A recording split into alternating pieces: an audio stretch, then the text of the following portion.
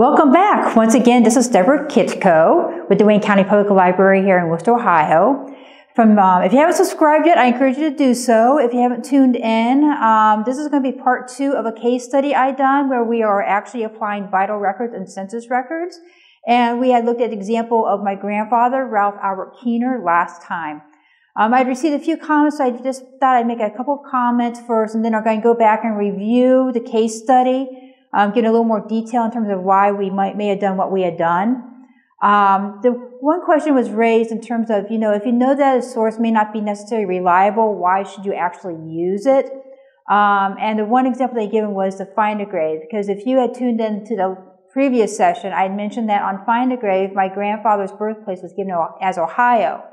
And I had known growing up that he was born in Fort Wayne, Allen County, Indiana. So if I knew that FindAGrave, one piece of that FindAGrave was wrong, why did I go ahead and include that? And the reason being that when you're dealing with genealogy, most of the resources we have is going to have secondary information. So it's up to you as the individual to try to prove or disprove that information as being accurate.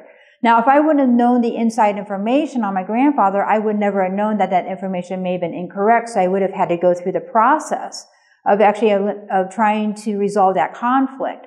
So actually, the first part of the case study I'm going to do a review of, and we're going to actually go through and talk about resolving conflicts, because this is very important in the world of genealogy, and a lot of people actually just take things for granted. They see their name of their ancestor, they see a date, they see a place, and they automatically assume this is the correct one, just falsely believing that the information is correct. When you're working with genealogy, you've got to really be your own skeptic. You have to look at the data. You have to look at the information. You have to determine, is this information accurate? Is there inaccurate? Is there any reason why there would be a bias involved with it? Is the information primary source, meaning that it's first person, or is it secondary, meaning that this was something that was told after the fact several years later? Sometimes you may find some sources that you do not even know the source of the information. A lot of times census records are that way. So when you're looking at resources in genealogy, you do not want to leave any stone left unturned. And even if you believe that the information may not necessarily be accurate, you still have to go through the process of either verifying it or disproving it. So at this point, we're going to take a look at a PowerPoint presentation. Once again, looking at Ralph A. Keener. And I'm going to walk through the steps as how I was trying to resolve the conflict, which I don't think we actually showed too strongly in the last segment.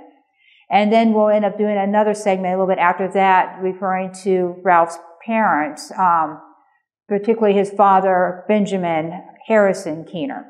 So at this point, I'm going ahead and look at the PowerPoint presentation and just follow along. And once again, if you have not subscribed, go ahead and subscribe. I do welcome your comments on Facebook, or email me directly.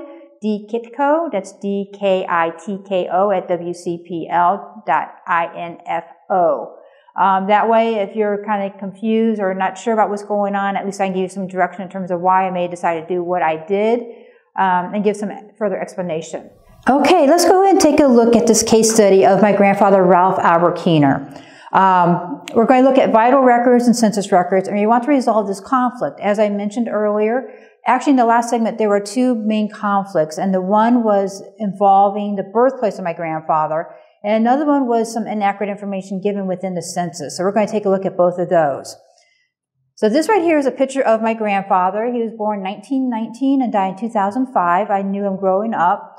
And this is a picture in front of one of the city buses there in Akron. He was a bus driver for more than 35 years, and this was actually talked a little bit about in his obituary. So I just wanted to show you an actual picture of him. Just to recap, Ralph Albert Keener was born in Fort Wayne, Allen County, Indiana on the 29th of March, 1919. He was the oldest child born to Benjamin Harrison Keener and Dula Delight Brindle Keener. And this is a picture taken in Toledo. My grandfather would have been probably about 18 months to 2 years old at this point. It was taken about 1920, 1921. So he's a little kid in the picture, and that's my grandfather, Benjamin Harrison Keener. From the website, we had discovered that there's a conflict early on within this case study. The FindAGrave website gives Ralph Keener's birthplace as Ohio, and I grew up knowing that he was born in Indiana. So I needed to resolve this conflict. But here's the website to FindAGrave that actually gives us information. Also, we need to try to verify his parents' names. I told you before in the earlier sessions that even if you know the information, you want to try to actually find the documents to verify that information. That way you have it for your own sake, because sometimes things are hidden away in families and you may not really know. You think you know, but you end up that you don't know. So that's why I really encourage you to verify the information. On the obituary of, which was, the abstract was posted on FindAGrave, it mentions that Ralph Albert Keener, his parents were Benjamin Keener and Dula Delight Keener. Now, growing up, I knew my great-grandmother. My great-grandfather passed away in 1965, so I did not know him. He died prior to my birth. Also from his obituary, we are provided with the names of his siblings, one of whom which is deceased. So we had Gerald Keener, who is deceased, and Jean Keener. Both Gerald and Jean were twins, and then Pauline, and then Dorothy Tucker. Dorothy was actually a child by a second marriage to my great-grandmother. And that's not always clear in the obituary, so you almost have to do the research to try to verify the information. We do know that Ralph Keener was married twice during his lifetime. And so we know that the marriage records at this point in the 20th century, they should provide evidence of the birthplace as well as evidence of the parents. So that'd be another source you can use to try to resolve this conflict. We also know that the census records would provide evidence to the birthplace as well as his parents. Being born in 1919, assuming he grew up with his parents, he should be in the 1920, 1930 census with his parents. And in 1940, yes or no, depending on when he was married. Ultimately, we would like to actually find a birth record, but if you're coming from a point of view that you don't know anything about your ancestor, you're going to have to systematically work your way through the census records, through the marriage records, directories, other resources to try to find out where you need to go to locate that birth record. So this is a picture of the second marriage record. This was the marriage from Ralph Albert Keener to Gladys Elizabeth Custer, and they were actually married in 1953 there in Summit County. And with this marriage record, it gives that his birthplace, my grandfather's birthplace, is Fort Wayne, Indiana. His father's name is given as Benjamin Keener, and his mom's name is given as Delight Brindle. And you'll notice on this record that Brindle is spelled B-R-E-N-D-E-L. Now, normally it's spelled B-R-I-N-D-L-E, but you have to keep in mind that a lot of times records, you're going to find discrepancy in the spellings of the names because the individuals recording the information recorded it the way it sounded. So it's not unusual that this is another spelling of the name Brindle. And of course, this record is coming from Ancestry Library Edition that we have here in our library. You can use free of charge coming here. This is a copy of his first marriage, which he was married about 1940 up in Collier County, the Cleveland area. And once again, this marriage record is with my grandmother, Anna Verado. And it does give that my grandfather's birthplace was Fort Wayne, Indiana. His father's name was Benjamin, and you understood as Keener, although it's not spelled out all that way on the marriage record. And you'll see that the mother's name is given as Delight Brindle, and once again, this is spelled B-R-I-N-D-L-E, just another name. So, and you find some information on this marriage record. So there's at least two resources now that, these will be independent resources from FindAGrave. So this is actually starting the way that so far, these marriage records have actually confirmed the parents' names as well as the birth information. But we're going to continue on, just systematically working through. In the US Census in 1940, we find that my grandfather is residing in Akron and Summit County with his parents, Joseph Doherty and Delight Doherty. This is another conflict because actually by this time, this Joseph Doherty would be a stepson, and the instructions of the numerator was to give the relationship according to the head of the household. Joseph Doherty is the head of the household, and so by rights, my grandfather should be listed as a stepson, not as a son. And we'll explore this a little bit later. But we do know from the census records that he was born about 1919 in Indiana based on his age. He was residing in the same place April 1st, 1935. He was a truck driver and he worked for the NYA program. And the 1940 is the only census that actually provides information in terms of who provided the information. And that you can find the enumerator was asked to put an X with a circle around it next to the name of the individual given the information. It's always interesting to find out how or what questions the enumerators may have been asked or were required to ask and what directions they had to follow. If you go onto the National Archives website here, www.archives.gov, you can actually find instructions for all the census records. So I did pull up the 1940 census because I wanted to verify that the numerator was supposed to give the relationship to the head of the household and not the relationship to the individual providing the information. And sure enough, on the census instructions, it was head of the household who they were supposed to give the relationship to. This is a picture over here about them moving from Indiana to Ohio about 1920, 1921. They're actually stuck here in the mud. If you go back to 1930, once again, this is kind of like a review of what we talked about last time. My grandfather resided in Pike Township there in Fulton County with his parents, Benjamin H. Keener and Delight Keener.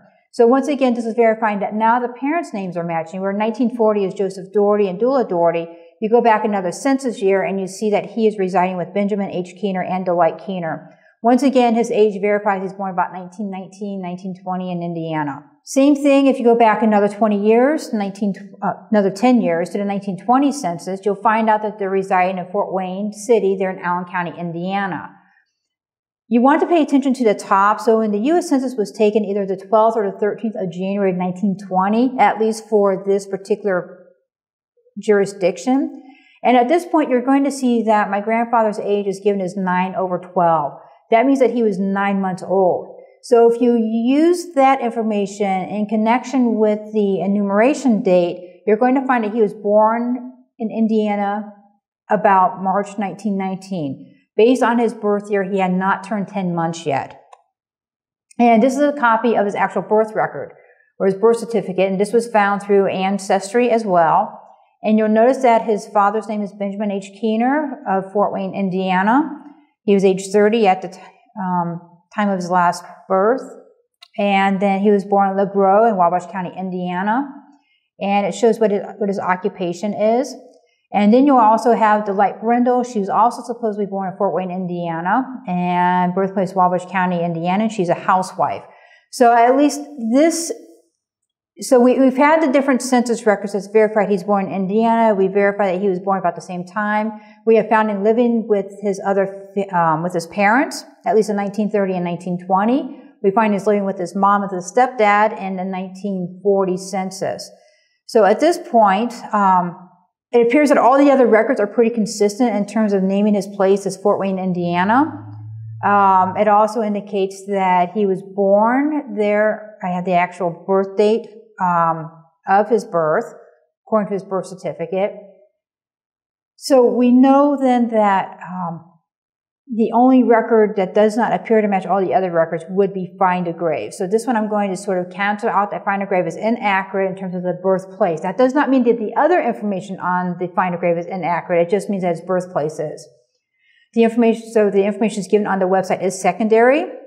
However, you know, like I said early at the start of the session, you do not know for sure at the very start if the information is accurate or inaccurate. So you have to go through the whole sequence of events. And we know that U.S. Census records indicate he's born in Indiana. His marriage records indicate he's born in Fort Wayne, Indiana. And his birth certificate gives his place as Fort Wayne, Indiana. So by this means that I have resolved this conflict. It's a simple conflict, but you have to systematically go through the process to actually make sure that all the conflicts have been resolved.